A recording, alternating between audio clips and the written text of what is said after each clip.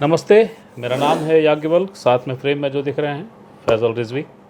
अब फैज़ल हैं तो जाहिर है कोई मुद्दा ऐसा ज़रूर होगा जिसमें क्राइम हो, क्रिमिनल हो, कोर्ट हो, वही मुद्दा है। दरअसल 2 दिनों से, बल्कि आज ये खबर ज़्यादा तैरी कि नान मामले में ईडी सक्रिय हो गई है। आलोक शुक्ला जी जो पूर्व आईएएस हैं, मानिंदा आईएएस हैं, गोल्ड मेडलिस्ट डॉक्टर हैं, उनके घर ईडी पहुंची। तो कुछ हमारे पास इनपुट हैं जो इसको खारिज करते हैं, तो उसको बेहतर समझने के लिए मैं फैज़ल जी के पास चले आया हूँ। सर नमस्कार। फैज़ल जी, ये जो खबरें आई कि ईडी नान मामले में accused x IAS Alok Shukla के भिलाई स्थित निवास गई, क्या ये सही है? नहीं, मेरे को कोई ऐसी खबर नहीं आई है कि गई थी। आलोक शुक्ला जी को लेकर सुप्रीम कोर्ट से कोई ऑर्डर हुआ है क्या? देखिए, आलोक शुक्ला जी को जो बेल मिली थी उसके खिलाफ जो है ईडी माननीय सर्वोच्च न्यायालय गई थी। 6323 और 6324 एसएलपी थी, उसमें माननीय सर्वोच्च न्यायालय का आदेश आया है। वो आदेश जो है, वो आदेश ये कहता है कि जो अनिल टुटेजा जी हैं और आलोक शुक्ला जी हैं, ये दोनों within a week surrender करें कोर्ट में, और 4 हफ्ते की कस्टडी के बाद अगर और किसी केस में उनकी ज़रूरत ना हो तो उनको बेल में रिलीज़ कर दिया जाए। ये ऑर्डर आया है। आगे सवाल पूछने के पहले एक सवाल पूछ सकता हूँ? जी जी जी विधि के छात्र के अधिकार से आप सीनियर हैं, सुप्रीम कोर्ट में ऐसा आदेश होने का कोई और इतिहास आपको याद है क्या? नहीं, मैं ऐसे कुछ हुए हैं आदेश जिसमें ये कहा गया है कि आपने देखा होगा यहीं पे कि इतने दिनों बाद इनको बेल दे दी जाए, 1 महीने वो बाद। तो सीनियर तब या सर तब, जबकि ये वो कहते हैं आप अपनी विवेचना पूरी कर लीजिए, जी, ये विवेचना पूरी करने की मियाद इतनी मियाद हो। देते हैं। ये तो शायद पहला है ना कि आप पहले 14 दिन इधर जाएं, फिर 14 दिन वहाँ जाएं, मतलब 14 दिन ईडी की कस्टडी में, 14 दिन न्यायिक हिरासत में, उसके बाद आप हाई कोर्ट जाएं और बिल। नहीं, हाई कोर्ट नहीं, ये ऑर्डर जो हुआ है कि वही कोर्ट रिलीज़ करेगी, स्पेशल कोर्ट। ओके, जो ऑर्डर हुआ है कि 28 दिन बाद इनको बेल रिलीज़ करना है। मेरा प्रश्न, मेरी जिज्ञासा है, प्रश्न नहीं है, ऐसा आपने देखा है क्या पहले? नहीं, ये तो देखिए, सुप्रीम कोर्ट का बहुत से ऐसे आदेश होते हैं जो पहली बार होते हैं, उसमें से हो सकता है, मेरे हिसाब से ये भी पहला हुआ ऐसा आदेश। मूल मुद्दे पे आ जाते हैं सर।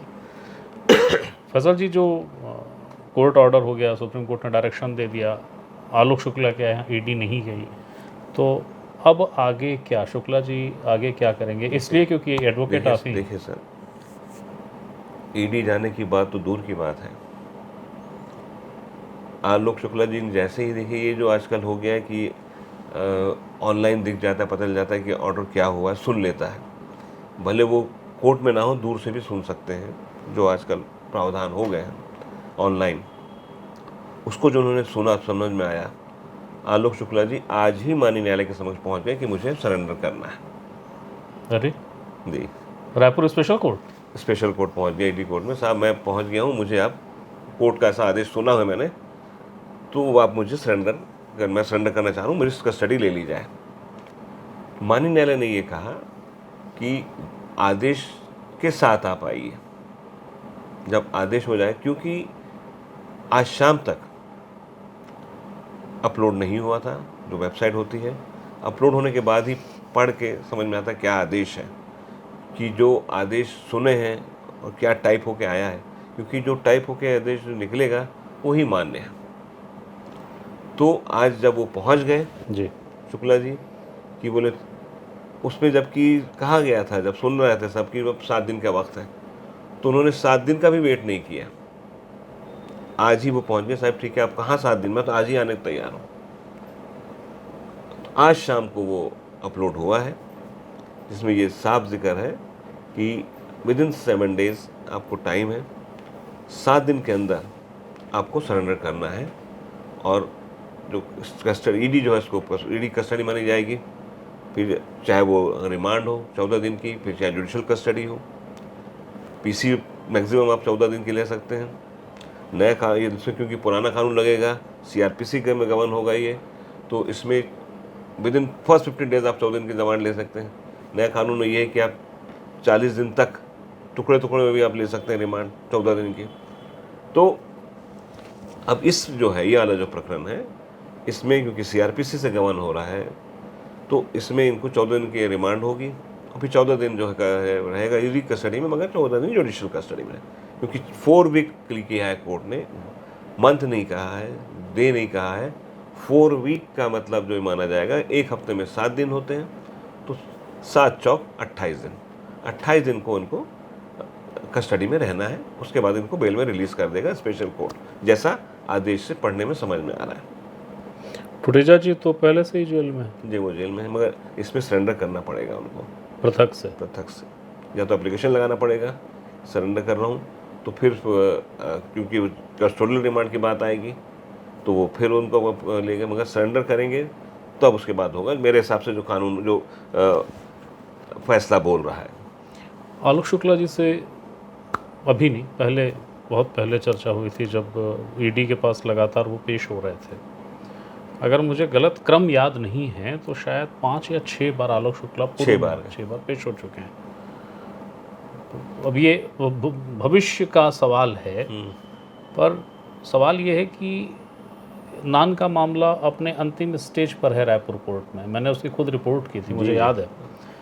तो अब ईडी उसमें क्या और करना चाह रही है, जो कह रही है कि नहीं लाइए हम पूछेंगे, क्या मतलब क्या लगता है? ईडी जो गवर्न होती है वो पीएमएल एक्ट से गवर्न होती है जी, और जो पीसी जो एक्ट है जिसमें जो नान का मामला चल रहा है, वो पीसी एक्ट के मामले से गवर्न कोर्ट में चल रहा है मामला। वो पीसी एक्ट जो है, प्रिवेंशन ऑफ करप्शन एक्ट से सरकार को क्या हानि हुई। ईडी जो है, जो देख रहे हैं आप सब केसेस में, ईडी सेकेंड फेज में आती है। एक प्रेडिकेट ऑफेंस है, प्रेडिकेट ऑफेंस जैसे हो गया पीसी एक्ट का बन गया। अब ये जब ईडी आई है, अब ईडी आई है कि उसके आगे का ये उसका गया कहाँ, वो ऐसा मेरे हिसाब से जो लग रहा है मुझे, वो ऐसा होगा। प्लेसमेंट है कहाँ वो उसके लिए ईडी आती है। तो ये 28 दिन आलोक शुक्ला और टुटेजा के लिए परेशानी भरे हैं। देखिए, जितना पूछताछ होना था, जो चीज़ें निकलना था, पहले की जांच एजेंसी सब निकाल ली है। आप एक जहाँ पे एक रास्ता बन गया है, तो वो रास्ता आपको पगडंडी दिखेगी, आप पगडंडी के ऊपर ही चलोगे, नया रास्ता कुछ बचा नहीं। इतने साल पुराने हो गए, 5 साल से ज़्यादा हो गए इस केस को, 2020 के पहले का मेरे ख्याल से केस है। तो जो चीज़ आनी थी, जो साक्ष्य आने थे, वो साक्ष्य सब आ गए। बहुत बहुत शुक्रिया सर, आपने समय दिया, थैंक यू।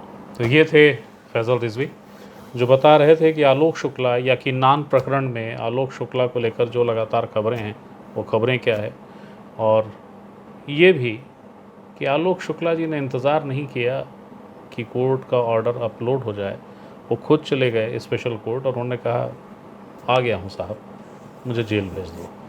आलोक शुक्ला की ये तासीर है, आप ये कोई ड्रामेटिक मत समझिएगा। अगर उसके लिए आपको जानना है तो मैं 2 चीज़ें बता सकता हूँ। वो एक ऐसे ब्यूरोक्रेट रहे हैं जिन्होंने नॉर्थ ईस्ट की दुरूह परिस्थितियों में चुनाव कराया है। उनकी कुशलता का चुनाव के, उनके जो उनका ज्ञान है, उसका लोग लोहा मानते हैं। वो किताब लिख चुके हैं, बहुत खूबसूरत, बहुत दिलचस्प किताब है। अलग अलग ज़िलों राज्यों में जब वो इलेक्शन करा रहे थे, उससे जो उनको अनुभव मिले थे ना, उसकी किताब है, खोजेंगे मिल जाएगी। और दूसरा, छत्तीसगढ़ सरकार में कई महत्वपूर्ण योजनाएं जो हैं, उसका ब्रेन आलोक शुक्ला रहे हैं। और एक बात और जो नहीं कही जा रही है, पर उसको कहने से मैं रोक नहीं पा रहा हूँ। आलोक शुक्ला जब फैज़ल के पास पहुँचे थे, जो कि मेरे बगल में बैठे हैं, उन्होंने कहा कि फैज़ल मेरे पास फ़ीस देने के पैसे नहीं हैं, क्या केस लड़ोगे? फैज़ल ने जवाब में कहा कि दुआएं दे दीजिएगा सर। तो एक सूचना थी, एक जानकारी थी जो आपको देनी ज़रूरी थी। फिर कोई सूचना होगी, फिर कोई जानकारी होगी, देने आपके सामने फिर हाजिर होगा। प्रणाम।